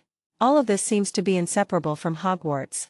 As expected, it's the highest temple of dark magic, as the dark wizards in Nocturne Alley called it. Charles glanced at the calendar. With all his activities during this time, there were only 2 or 3 days left until the start of the Hogwarts school year. Charles didn't plan to do anything else in these few days. Besides packing dozens of boxes of snacks from various shops in Diagon Alley to munch on when he was bored, what Charles did most was plan for his time at Hogwarts. If I remember correctly, there are quite a few places at Hogwarts where I can raise things. The Chamber of Secrets can be used to raise basilisks. That place is large enough for a 1,000-year-old basilisk to move freely, so raising dozens of smaller basilisks should be no problem. There's an existing acromantula colony in the Forbidden Forest. Hagrid lets them roam freely, but if I were to raise them specifically, I could significantly expand the scale. Besides the acromantula colony, given the vastness of the Forbidden Forest, I can also raise many other magical creatures there. Oh, right, if I can create a passage between the Chamber of Secrets and the Forbidden Forest, I can save on basilisk feed costs. I can just feed them acromantulas.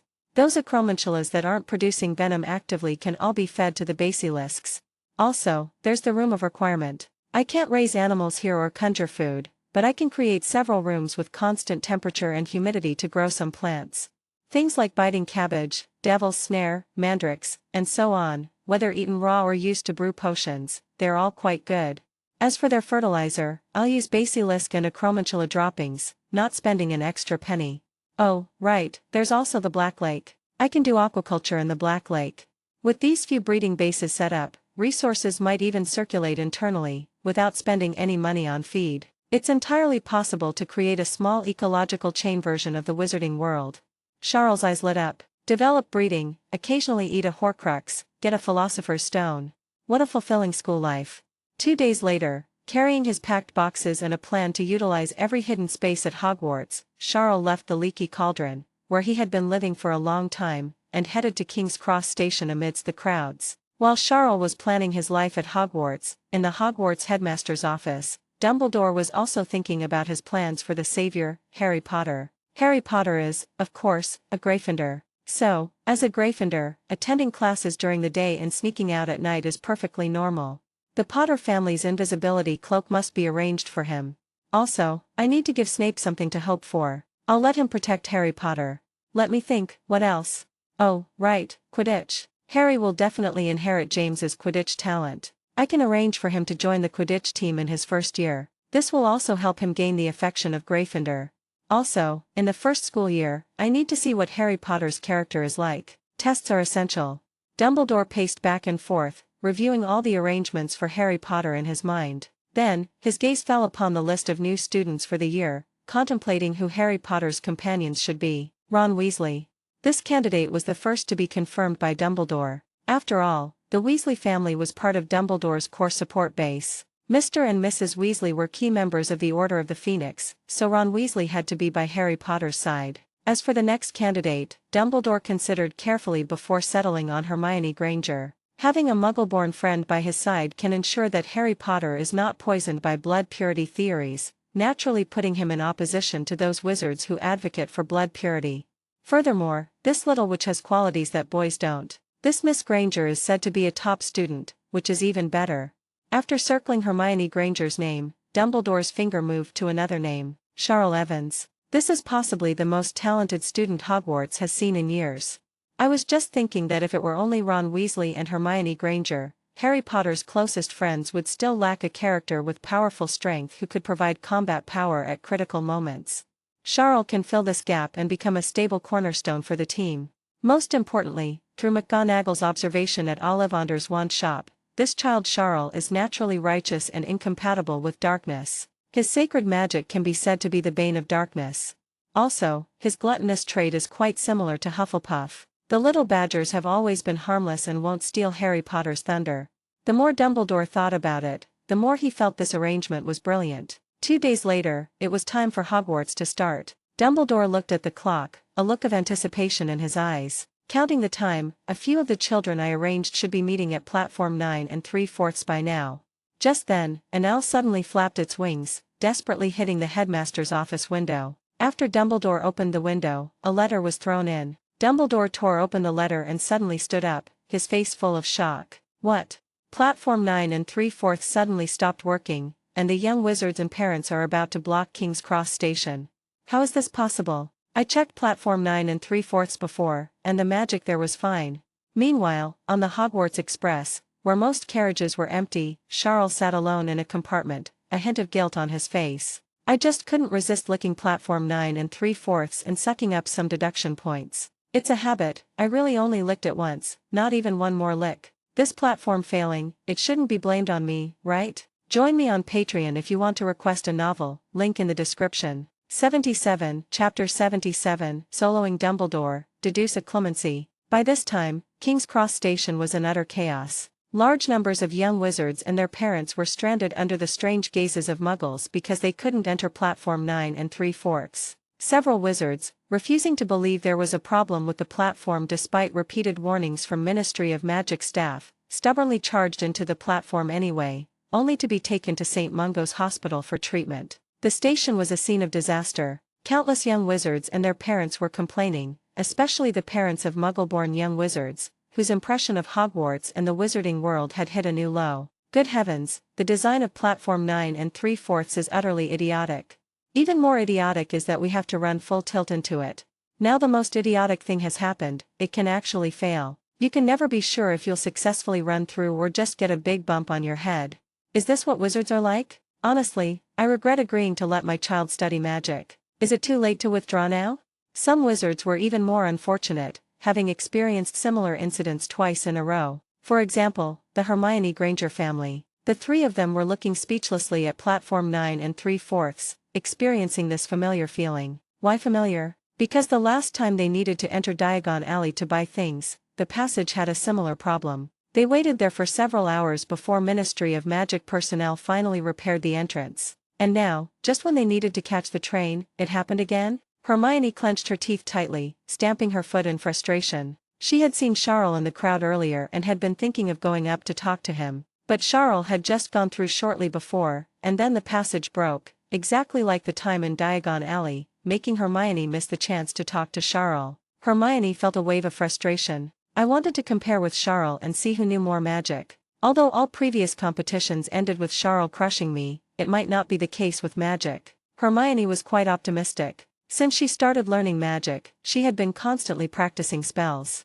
Charles' magical talent might not necessarily be stronger than hers. Unfortunately, she had the chance to ride the train with Charles and compare notes, but now, because this damned passage was broken, that idea was completely ruined. Thinking of this, Hermione became even more dissatisfied with the Ministry of Magic. Two similar incidents in a row, what does that show? It shows that the Ministry of Magic is overstaffed and hasn't prepared properly at all. The money from the Wizarding World's taxpayers is being used for who knows what. The Ministry of Magic is a shoddy operation. When I graduate, I'm going to run for Minister for Magic. Meanwhile, in the Minister for Magic's office, Fudge's face was ashen with rage. The situation at King's Cross Station was undoubtedly another blow to the current Ministry of Magic government. This blow might even be more severe than the Dark Wizard attack. After all, not everyone would face a Dark Wizard attack, but on this day, thousands of young wizards and their parents were genuinely facing the problem of a failed passage. In just this short time, complaints were flying into the Ministry of Magic like snowflakes, more than half of them accusing the Ministry of Magic of only knowing how to collect taxes and doing nothing else useful. Fudge's hands were trembling with anger as he paced back and forth in his office, questioning his advisors. Has the funding for repairing Platform 9 3/4 been dispersed? The advisor stammered. Yes, it has. Fudge's expression was cold. Was it dispersed in full? You didn't take any. The advisor, sensing the risk of being made a scapegoat, became anxious. Of course we took some, everyone working here has to take a little something. But Minister, we inflated the budget quite a bit when we submitted it, and after layers of skimming, it cancels out. The remaining galleons are still enough to maintain the platform properly, we calculated it clearly when we submitted the budget. Fudge stared intently at the advisor. Then tell me, since the money was in place, why did the passage still fail? The advisor was sweating profusely with anxiety, then as if he remembered something, he quickly said, Right, Minister, the money was in place, but because the Hogwarts Express is Hogwarts' asset, the money for repairing the platform was actually given to Hogwarts in the form of a subsidy. The actual repairs were handled by people hired by Hogwarts. If this happened, it's not the responsibility of our Ministry of Magic. It must be that Hogwarts didn't use the galleons properly. As soon as these words were spoken, Fudge and the other advisors present suddenly understood, and in unison, they gritted their teeth and uttered a name. Dumbledore. It's him again. Fudge waved his hand. Go, add another charge to the list of crimes we're preparing to try Dumbledore for: embezzlement and greed, causing congestion at King's Cross Station and severely affecting the travel of the wizarding community. Also, Dumbledore doing this at this critical juncture must be to lower our approval rating. What a vicious old busybody. Fudge clenched his fists, his eyes burning with rage. Dumbledore, I'm not done with you. Immediately, he turned to his advisors and said, Continue to add budget to Charles' reimbursement agreement. I want Dumbledore to reveal more of his flaws as soon as possible. At this moment, in the Hogwarts headmaster's office, Dumbledore was also bewildered when he heard the news that King's Cross Station was completely blocked. Such a thing had never happened in so many years. This meant that the chance encounter he had planned for Charles, Harry Potter, and others at the station wouldn't happen. But Dumbledore still maintained his composure. It's all right. Although it's a bit unexpected, the backup plan still works. Those who board first will be arranged seats in the carriages by the attendants. Afterwards, they will be reminded which carriage is empty for the remaining few young wizards and taken there. This way, they can still be brought together. At this time, with the temporary repairs by the Ministry of Magic specialists and Hogwarts professors, Platform 9 3/4, which had become unusable due to insufficient magic, was finally repaired. After a 2-hour delay, the young wizards and parents still successfully entered the platform, enacting scenes of farewell. And among the crowded people boarding the Hogwarts Express, Harry, Hermione, and Ron were brought together by chance, looking for an empty carriage. Just then, the attendant guided them to the outside of Charles' carriage. "This carriage only has one person. You can just make up a carriage." Immediately, the carriage door opened. Hermione saw Charles inside the carriage, bored and gnawing on a Quickquotes quill. She couldn't help but let out a surprised cry, "Charles Evans." But the next moment, Hermione looked at the seats in Charles' carriage, which were completely full, and a look of hesitation appeared in her eyes. The remaining seats were all occupied by girls. At this time, as if they had been waiting for a long time, they had all covered their faces with hats and were asleep. Charles said softly with a hint of apology, "Sorry, the carriage is full. They're all asleep. Could you please close the door?"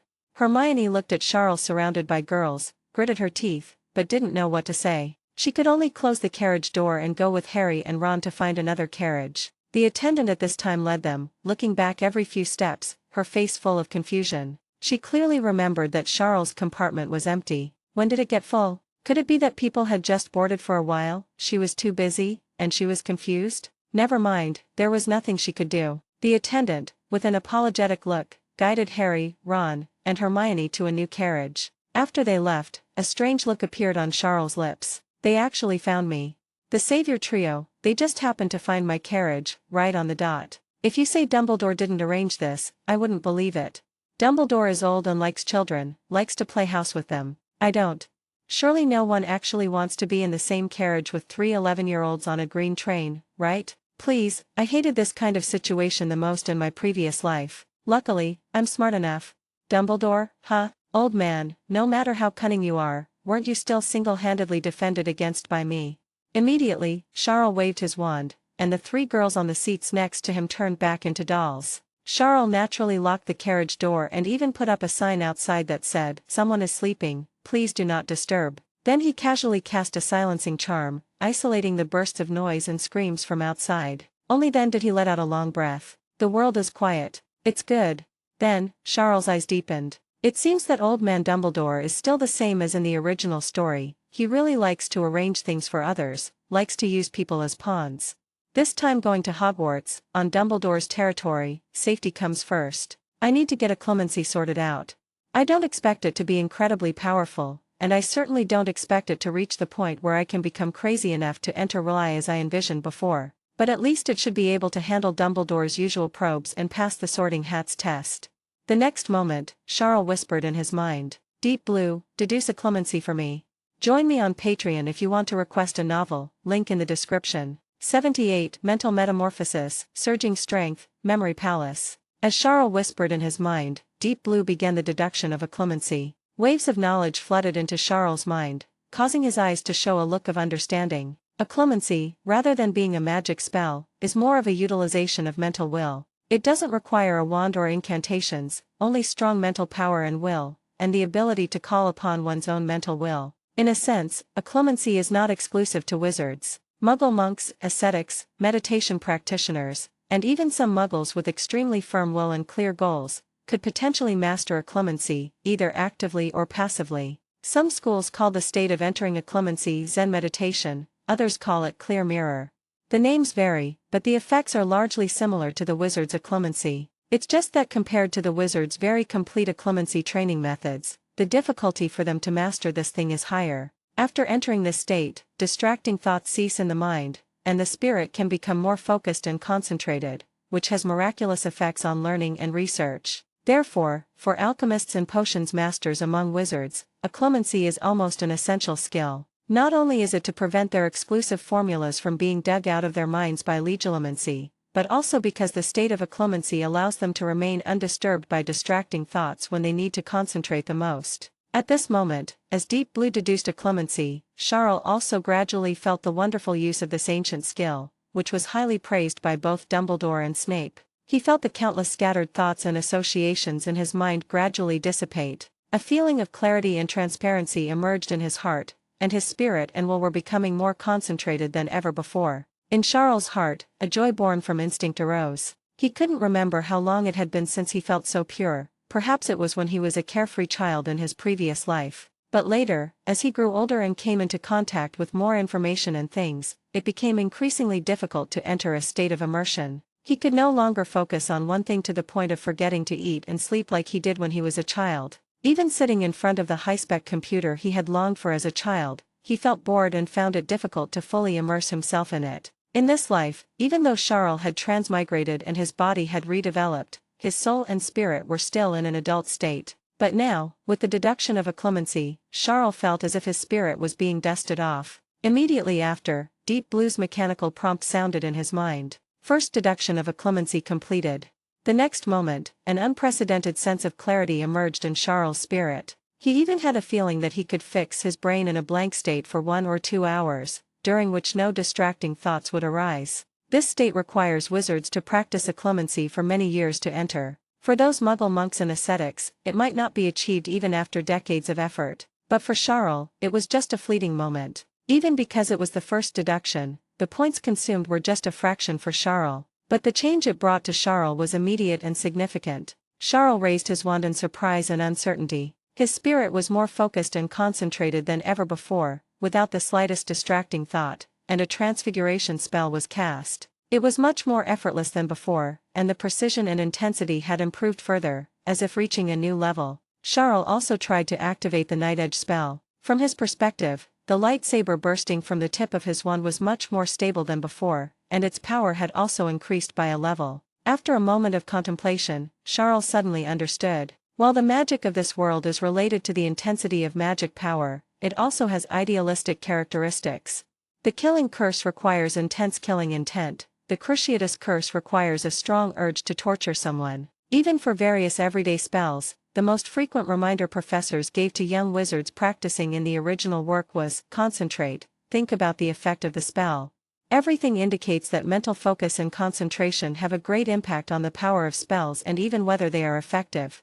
Before deducing occlumency, although my spells were as skilled as instinct, my scattered adult mind and uncontrollable distracting thoughts prevented my spirit from being 100% concentrated. The power, precision, and other aspects of my spells were all affected. Now that the first deduction of occlumency is complete, I can suppress all distracting thoughts in my mind. When casting spells, it's equivalent to having more mental focus on the spell, so the power and effectiveness of the spell will naturally undergo a complete transformation. Having understood this, Charles couldn't help but show joy on his face. The deduction of occlumency brought a transformation to his spirit and a significant increase in his strength, which was definitely an unexpected surprise. He conservatively estimated that his strength had improved by at least 50% in all aspects compared to before completing occlumency. Charles also understood why Dumbledore and Voldemort, two beings at the pinnacle of wizardry, had such profound attainments in occlumency and legilimency. Perhaps this itself is an essential quality for wizards who want to stand at the top. It seems that the importance of occlumency is even higher than I expected. I originally just used it as a key to make myself crazy and enter the dream of R'lyeh, but now, I have to allocate more points to improve it. Its importance can even be compared to my animagus transformation and ancient dragon form dragon language magic. After hesitating for a moment, Charles looked at the points required for the second deduction of occlumency. It was about 100,000, which was not a burden for him now. Thinking that he might have to frequently face Dumbledore's and Voldemort's legilimency in the future, and considering that occlumency itself provided a good boost to Charles' strength, Charles spoke to Deep Blue again. Deep Blue, second deduction of occlumency. Deduction direction. Deduce towards a direction that can continue to enhance spirit. The next moment, 100,000 points were deducted. A torrent of knowledge surged in like a tide. Occlumency was already a product of wizards having a thorough understanding of the brain. Its practice efficiency was dozens or even hundreds of times higher than that of Muggles pursuing the same goal. To take another step forward would require a large number of experiments to achieve. But at this moment, with the help of Deep Blue, Charles easily surpassed the original scope of occlumency. In the state of occlumency, Charles closed his eyes. What appeared before him was like a mirror, empty and spotless except for himself. Immediately after, within the mirror, an ancient palace with distinct levels was reflected. Inside the palace, numerous grids were densely arranged, as if various things could be stored in them, categorized accordingly. Deep Blue's mechanical prompt sounded at this moment. Second deduction of occlumency completed. Host has obtained the spiritual domain cultivation method, Memory Palace. Sorry for the late update, I think I'm positive and not feeling well, but I will still try my best to complete the 10,000 words before 12. If my body allows, I will add more chapters. If I can't hold on, I will definitely add more tomorrow. Thank you for your support. Join me on Patreon if you want to request a novel, link in the description. 79. Knowledge is Spirit, Arriving at Hogwarts, Memory Palace? Mental Cultivation Method? Charles raised his eyebrows, a look of surprise in his eyes. This palace in his spiritual world was the product of Deep Blue's second deduction of occlumency, a so-called mental cultivation method. However, apart from the further improvement in his occlumency skills during the second deduction process, Charles hadn't felt any immediate changes. How did this so-called memory palace enhance his spirit? At this moment, Deep Blue's mechanical explanation sounded. Endless knowledge nurtures infinite spirit. Knowledge is the food of the spirit. The host can store the knowledge they have mastered in the memory palace. Once stored, any obliviation charm will find it difficult to affect this part of the knowledge. Even if the host falls completely into madness, this knowledge will still be imprinted in the soul, never to be forgotten. The more knowledge stored in the memory palace, the larger its area will become, and the host's spirit will also be nourished, becoming more resilient and powerful. Listening to Deep Blue's explanation, Charles understood the principle behind the memory palace's enhancement of the spirit. It was like a saying he had heard in his previous life: poetry and books in the belly make one naturally refined. The more poetry and books one read, the more extraordinary their temperament would naturally become, and this so-called temperament was actually a manifestation of the spirit. Reading and learning could increase one's spirit. This was a consensus in both the Muggle world and the Wizarding world. The memory palace essentially visualized this process, while also making it more efficient. Every time Charles finished a book or learned a bit of knowledge and stored it in the memory palace, he could directly see the progress of his spirit becoming stronger. At this moment, Charles could see that the memory palace already contained a lot of the knowledge he had mastered. For example, animagus transformation, dragon language magic, Lumos spell, and so on. Charles nodded and sighed. Knowledge is power. The ancients truly did not deceive me. It seems there's another reason to go to the Hogwarts library. If I could put all the magic books accumulated there over 1,000 years into my memory palace, my spirit would probably grow to a terrifying level. Hogwarts, a treasure trove filled with treasures everywhere.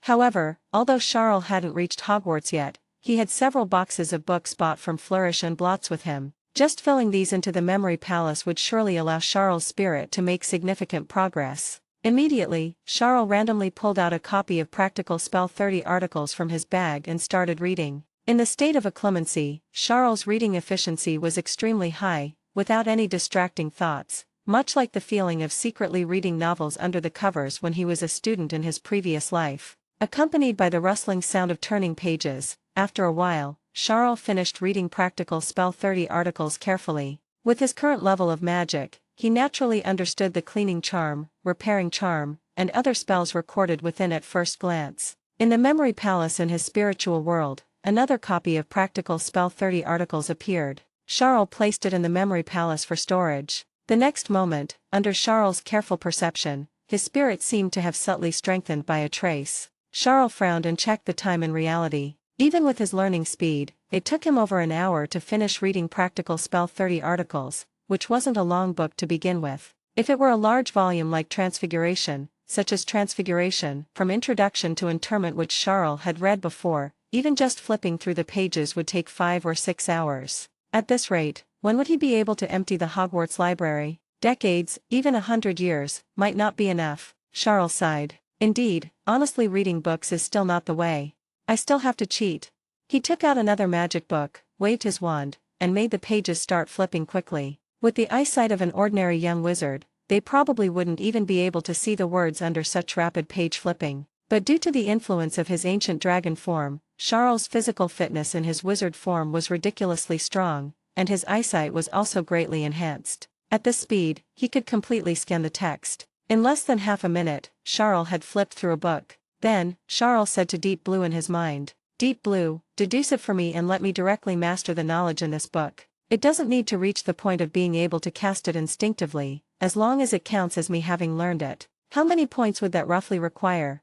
After a moment, Deep Blue's reply sounded. Since the host already possesses a certain level of accumulated magical knowledge, and only needs to master the knowledge without requiring additional deduction, achieving this requirement will cost 100 deduction points.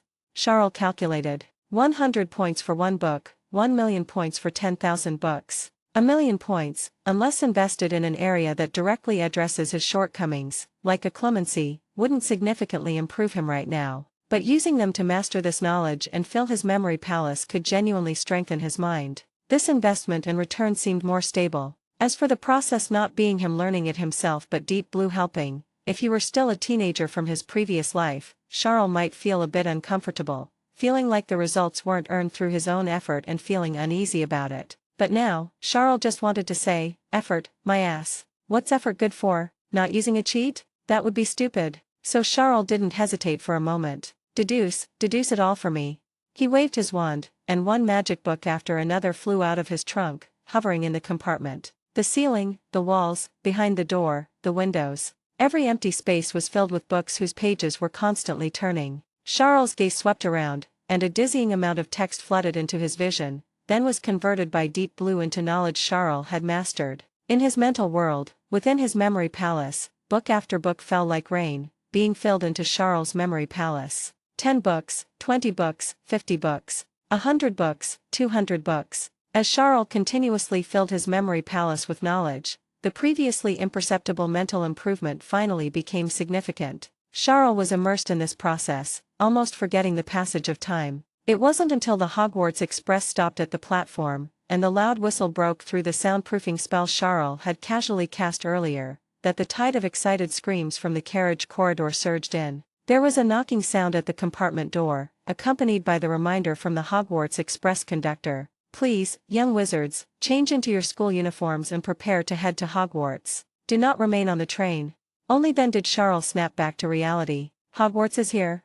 At this moment, Charles took a deep breath, a very strange look in his eyes. The world before him seemed to have had the dirt wiped away, and from now on, it was completely different. Join me on Patreon if you want to request a novel, link in the description. 80. I am invincible, do as you please. The Black Lake looks like a giant hot pot. What are the benefits of enhanced mental power? If before it was judged by the power of spells, but without a very intuitive personal experience. Now, Charles clearly felt the wonder of it. After continuously stuffing knowledge into the memory palace and improving his mental power little by little, the quantitative change seemed to have caused a qualitative change. At this moment, Charles felt unprecedentedly refreshed and energetic. It was like the feeling of someone who had been tired for a long time waking up after a good night's sleep. The sun was exceptionally bright, and the flowers and plants were particularly charming. Even things that were usually commonplace felt different. And even Charles' thinking speed and reaction speed had improved compared to before. Facing the same enemy, perhaps just this slight improvement in reaction speed could make the battle situation completely different.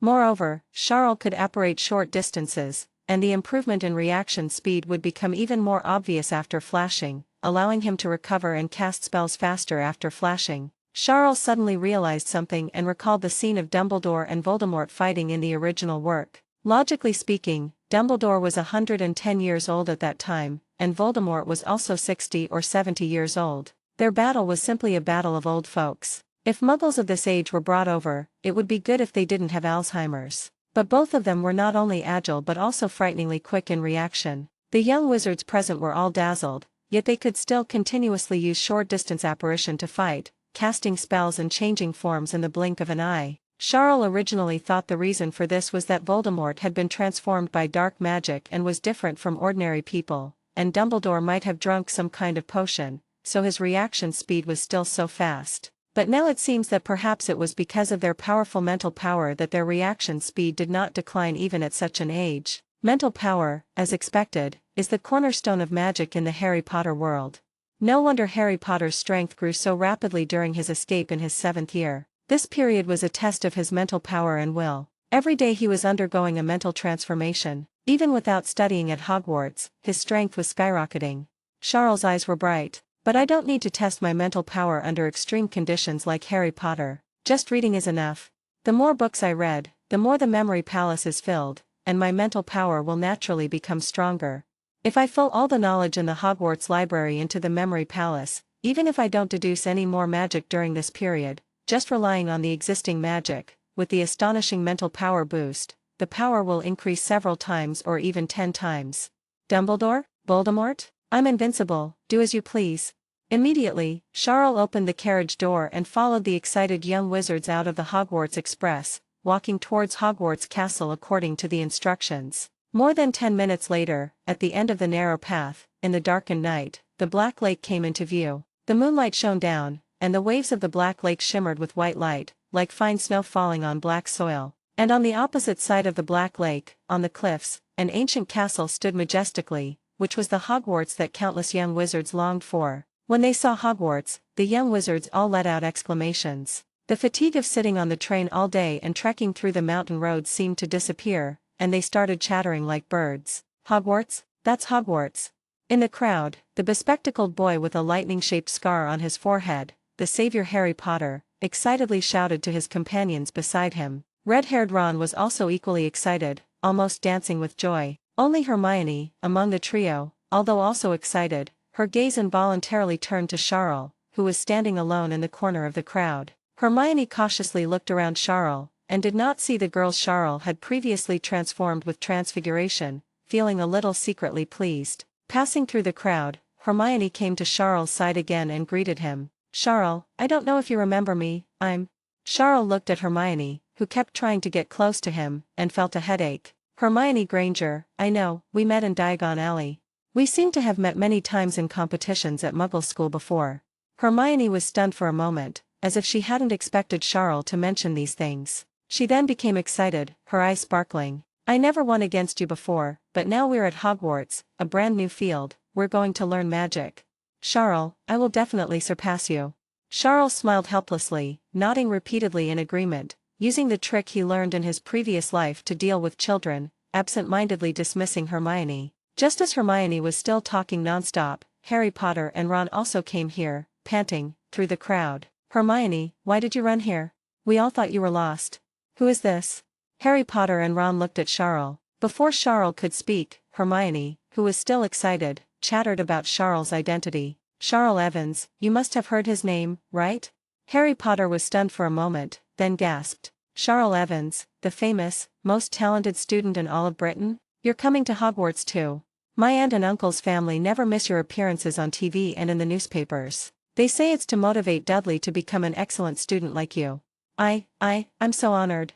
Harry Potter extended his hands, shaking Charles' hand with a mix of bewilderment and excitement. Ron, standing beside them, looked utterly confused. Charles Evans? He wasn't familiar with the Muggle world, so he didn't know this name that was so renowned among Muggle-born students. But in Ron's eyes, the person beside him was Harry Potter, the boy who lived. How could the hero who saved the wizarding world be so enthusiastic and seemingly admiring of another young wizard? Seeing Harry so eagerly shaking Charles' hand, Ron suddenly felt a little off. He changed the subject, saying, "Charles, I saw you standing here just now, not looking at Hogwarts Castle, but at the Black Lake.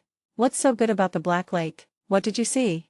Hearing Ron's question, Charles slowly grinned. With his back to the others, his eyes showed orange ancient dragon vertical pupils. His gaze seemed to penetrate the waters of the Black Lake, looking into its depths. Among the smells of the lake water, there were also the scents of countless magical creatures. With his enhanced mind, Charles felt as if he could sense their magic. Gulp, gulp. Charles could hear himself swallowing. He grinned and said, "Don't you think the Black Lake looks a lot like a big hot pot?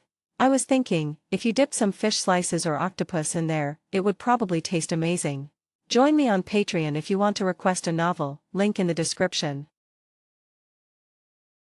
Hello everyone, this is Shadow.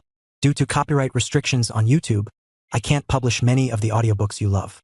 That's why I've created a special paid service where you can enjoy over 300 high-quality audiobooks from platforms like Webnovel, Pocket FM, Audible, Wuxia, and more. Each novel comes as a one-time purchase, no subscriptions, no hidden fees. After payment, you'll receive full access via Telegram, along with all future updates for that novel. You'll find a wide selection of your favorite genres and titles, always in premium audio quality. Check the full list of available novels in the description.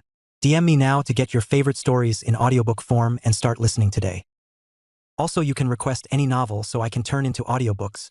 Check out our Patreon for more details.